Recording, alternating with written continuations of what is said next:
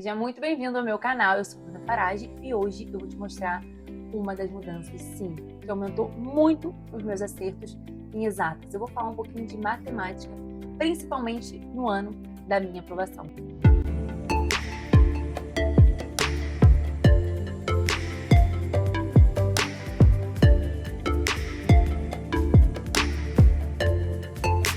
Durante muito tempo, eu achava que toda a questão errada significava falta de conteúdo, e aí eu resetava o cronograma, ou ficava muito insegura.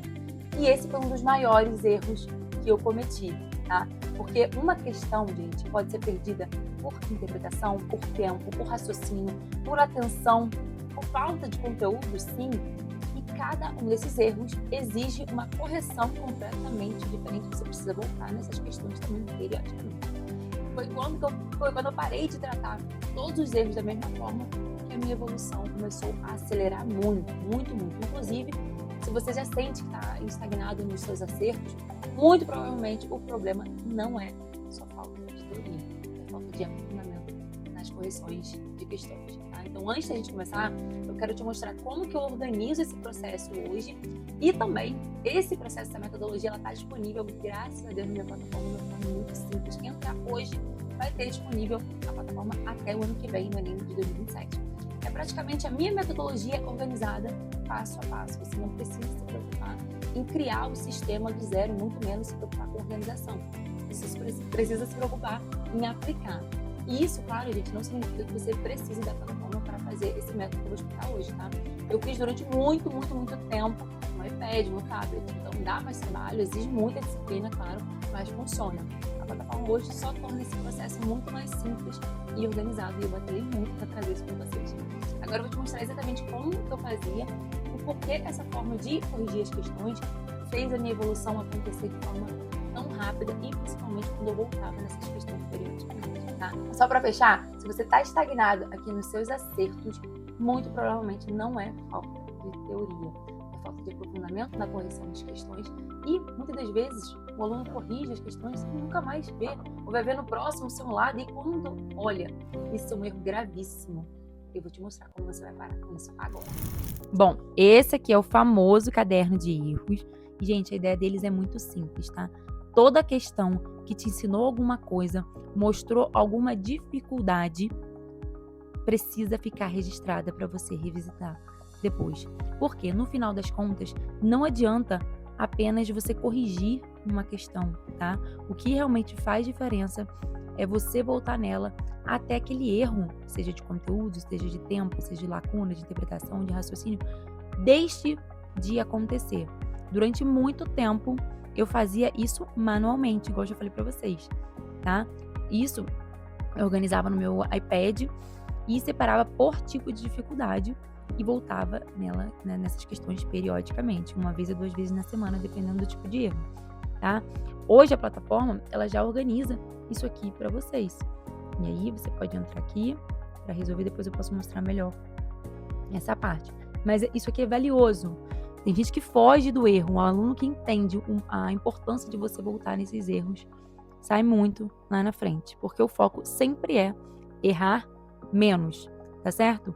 Então hoje eu tenho essa organização que eu lutei muito para trazer para vocês, mas vocês conseguem fazer isso em casa, em pastinha no Google Notes, até no próprio iPad, vocês conseguem separar por conteúdo, por tempo, por lacuna, interpretação e raciocínio. Você só vai precisar, o quê?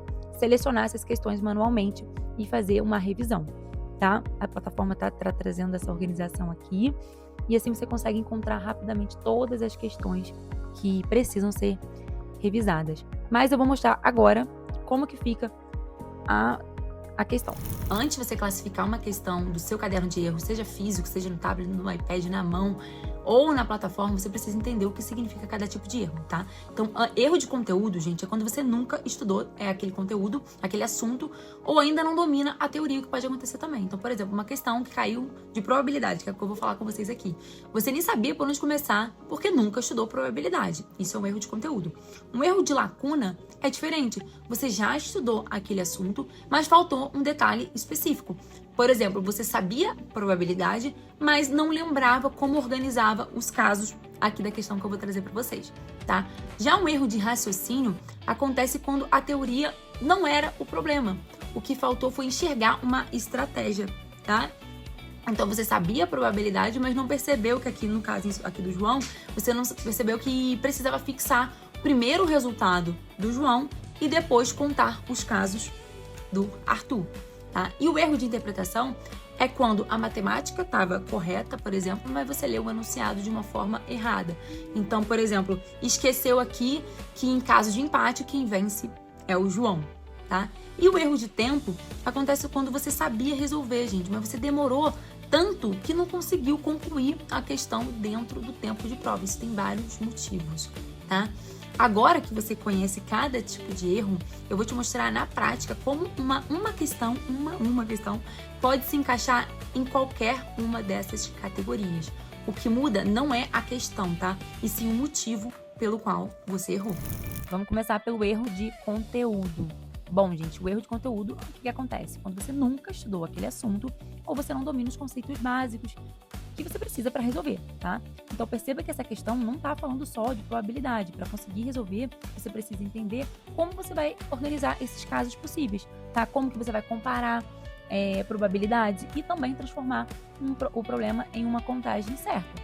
Se você não souber fazer isso, você não sabe fazer isso, dificilmente você vai conseguir chegar à resposta. Tá? Esse tipo de questão, gente, ele exige uma boa base também de interpretação, tá? Operações básicas, raciocínio lógico. Ou seja, não adianta você simplesmente pular o cronograma e estudar a probabilidade isoladamente, entendeu? Se os assuntos fundamentais dessa questão não estão consolidados, você vai continuar encontrando dificuldade, tá? Então, quando o erro for realmente de conteúdo, a solução é você voltar aos pré-requisitos, construir essa base e só depois você vai avançar para questões desse tema, tá bom? Agora vamos para uma situação diferente, em que o aluno já estudou tudo isso e mesmo assim errou a questão. Agora aqui você imagine uma situação diferente. Você já estudou probabilidade, conhece a teoria, por exemplo, na maioria das questões e costuma acertar. Mesmo assim você errou uma questão dessa. Então nesse caso, gente, qual que é a ideia? Provavelmente não é um erro de conteúdo, é um erro de lacuna. O que é a lacuna? Lacuna significa que faltou apenas aquele detalhe específico, lembra? Então essa questão é um ótimo exemplo disso. Para resolver, o que você precisa? Você precisa perceber que não basta calcular a probabilidade de cada jogador ali separadamente, tá?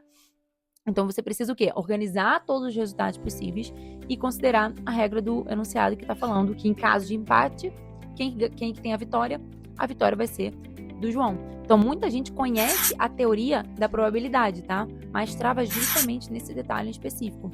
E um único detalhe é bem, assim, suficiente, digamos, para você mudar toda a resposta. Por isso não faz sentido algum você voltar e estudar toda a teoria novamente. A solução, gente, é revisar apenas esse subtópico, resolver mais questões, eu gosto de falar de 3 a 5 questões semelhantes, e se ainda assim você tiver dificuldade, você vai revisar novamente alguns dias depois. Lembra do nosso caderno de erros. Agora imagine outra situação. Você já estudou probabilidade, você entende os conceitos, sabe calcular, também percebeu a regra do empate nessa questão específica, tá? Mesmo assim você olha para a questão e pensa, meu Deus, Duda, por onde eu começo, tá? Esse, gente, é um erro clássico de raciocínio. Não é falta de conteúdo, o problema é o quê? Você não conseguir enxergar ali de fato a estratégia que a questão pode estar exigindo de você, tá? Então nessa questão, por exemplo, qual é a grande sacada, qual é o grande insight? É você perceber que comparar as probabilidades separadamente não resolve. Então o que você precisa? Você precisa organizar os casos possíveis. Depois você vai identificar o maior valor obtido por Arthur e vai precisar comparar com o dado do João, tá? Quando você enxerga essa estrutura, digamos assim, a resolução ela passa a fazer sentido. Então, esse tipo de erro é muito comum em questões mais difíceis, tá? Em questões mais elaboradas. O aluno, ele reconhece, ele sabe toda a teoria, por exemplo, mas trava porque ainda não descobriu o caminho da resolução. Por isso, gente, a solução não é voltar para a teoria, pelo amor de Jesus, tá? É você estudar uma ou duas resoluções, identificar qual era a sacada da questão, no passo a passo mesmo. Jamais olhar a sua resolução, é sempre tentar fazer sozinho no ponto específico que você parou e refazê-la imediatamente sozinho depois. Pega essa dica, sempre tente fazer sozinho depois que você viu uma resolução comentada, seja por vídeo, seja nos nossos agentes. Depois você vai tentar fazer sozinho e resolver outras questões semelhantes para consolidar esse raciocínio. Duda, é importante voltar nessa questão? Sem dúvidas nenhuma. Erro de raciocínio você vai ter principalmente quando você estiver na faixa ali dos 20 e poucos acertos, 30 e poucos, tá? E é bem comum. Então, treinar raciocínio é muito importante para você consolidar e automatizar. Lembra, quanto mais você se expor a essas sacadas, criar repertório das questões, mais natural, mais fácil vai sendo. Você não precisa ficar criando um raciocínio sempre, tá bom? Agora vamos para outro caso em que o problema não tá, gente, no conteúdo e também nem na estratégia, tá? Mas na forma como o enunciado foi lido. Agora imagina uma outra situação, tá? Você já estudou probabilidade, conhece teoria, já sabe qual estratégia você vai usar e mesmo assim você errou a questão. Então, nesse caso, gente, o problema pode ser uma interpretação. Então, perceba que nessa questão existe uma informação que muda completamente a resposta. Em caso de empate, a vitória é de João, circulei ali.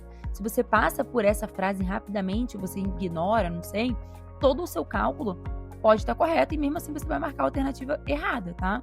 Então esse é um erro muito comum em provas.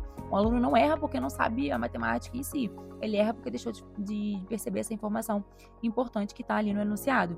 Por isso, qual que é a solução? A solução não é você estudar mais probabilidade, é criar um método de leitura. Então, antes de resolver a questão, você vai ler o primeiro comando, sempre, destacar as informações que alteram a resolução, tá? E no final, você sempre vai conferir se a sua resposta realmente atende aquilo que foi pedido, tá bom? Isso vale ouro, gente. Sempre confira a sua resposta. Se bate com exatamente o que o enunciado está falando, tá? Agora falta, gente, só mais um erro, um último erro. Quando você sabe o conteúdo, interpreta corretamente, encontrou a estratégia, mas mesmo assim seu tempo de prova não foi suficiente. E por fim, nós temos o erro de tempo. Então, o que você precisa imaginar? Imagina que você sabia o conteúdo, interpretou corretamente o enunciado e até encontrou a estratégia para resolver a questão, tá? Mas mesmo assim você não conseguiu responder dentro do tempo da prova. Um outro ponto também, gente, que pode acontecer é quando a pessoa não tem o domínio prévio do assunto. Então, assim, não adianta você treinar tempo se você não tem o conteúdo básico, os requisitos básicos para resolver uma questão de probabilidade. A gente vai entrar lá naquele ponto do início do vídeo, tá? Então, erro por tempo pode ser por vários fatores, mas se for, Duda, eu tô demorando muito no tempo porque, sei lá, eu não tenho um conhecimento de razão e proporção, não tenho um conhecimento de matemática básica. Então, você entende que o problema não é a falta de tempo especificamente. A falta de tempo é como eu posso dizer, uma consequência da sua ausência de domínio prévio dos conteúdos necessários para resolver uma questão de probabilidade, como eu estou dando exemplo aqui, tá?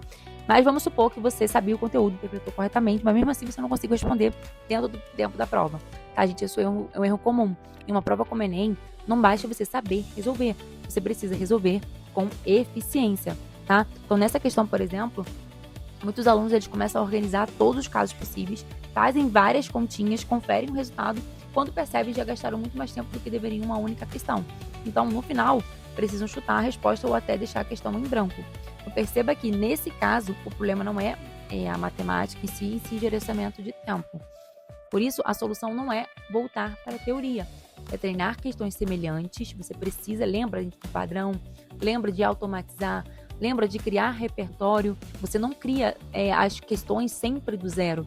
Você já viu essas questões antes, então você precisa treinar essas questões semelhantes e voltar nessas questões semanalmente, principalmente, tá? Melhorar o seu ritmo de resolução e aprender a não permanecer tempo, gente, excessivo em uma única questão durante a prova. Exatamente por isso que uma mesma questão pode representar 5 erros completamente diferentes: conteúdo, lacuna, raciocínio, interpretação ou tempo. Então, descobrir qual deles fez você errar é o que vai permitir corrigir o problema da forma certa, em vez de você simplesmente refazer questões sem saber o que você precisa melhorar. Agora que você sabe identificar os 5 tipos de erros, eu preciso fazer um alerta muito importante, tá? A maioria dos estudantes, dos vestibulandos, acham que corrigir uma questão é assistir uma resolução, entender ali o que foi dito e seguir para a próxima questão. Enfim, isso não é corrigir questão, gente. Isso é apenas descobrir a resposta, tá? Uma correção de verdade é muito mais profunda. Então, primeiro que eu trouxe para vocês, você vai identificar o tipo, o que você errou, certo? Depois entender exatamente o que faltou E em seguida, você vai refazer a questão sozinho, tá? E resolver pelo menos 3 a 5 questões ali semelhantes para você verificar se aquele erro foi corrigido. Mas isso não garante também não, tá? Só depois desse processo, gente, que faz sentido registrar essa questão no caderno de erros. Então, perceba que o caderno de erros não é um lugar para você guardar questões que você errou. Ele é o registro das questões que passaram por uma correção aprofundada, destrinchando mesmo, uma correção completa. Aí aqui existe uma dificuldade. Imagina que você olhou para essa questão aqui e pensou, será que eu errei por lacuna? Será que eu errei por raciocínio? Enfim, por interpretação? Você pode pesquisar na internet, a gente sabe que a gente tem ali muita pesquisa, hoje inclusive, assistir uma resolução, perguntar a um professor, mas mesmo assim, nem sempre fica claro o que de fato foi. Então, resolver uma questão uma questão corrigida é muito valioso. Então, por exemplo, você pode assistir a uma resolução e pensar que foi falta de conteúdo, quando, na verdade, o que faltava era apenas você enxergar qual a estratégia da questão. Se o diagnóstico estiver errado, a sua correção também vai estar errada.